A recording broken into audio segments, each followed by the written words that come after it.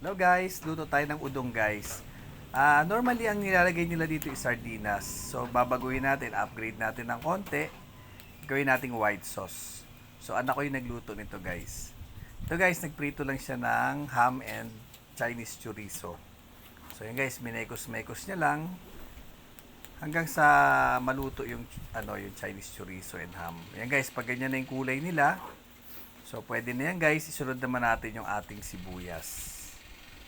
So, halu-haluin lang natin hanggang sa kumapit yung aroma ng sibuyas, guys. Kapag okay na siya, sunod naman natin yung ating garlic. So, yung garlic na yan, guys, pinrito na namin kanina hanggang sa mag-golden brown. Then, dito, sunod naman natin yung ating cream of mushroom. So, nagdagdag lang kami siguro mga 4 na tasang tubig. And kapag mainit na siya, lagay naman natin yung ating all-purpose cream. So, halu-haluin lang natin siya, guys, hanggang sa magsama-sama yung mga ingredients. So ito guys, nag-add kami ng chicken powder dito. So isang kutsara. So sunod naman natin ating paminta guys.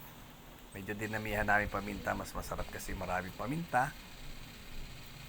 So dito nilagay na namin yung aming carrots. So yung carrots hindi namin masyadong lulutuin yan guys kasi gusto namin yung malutong siya at napipil mo pag kinakain mo. Sunod naman natin ating bell pepper at sibuyas. So, halu-haluin lang natin. So, dito nag-add kami ng parsley.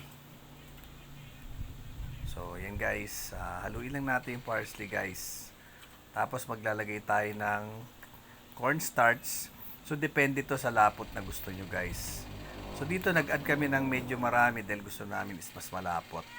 Ito guys, luto na. Tara, kain tayo. Salamat sa panonood.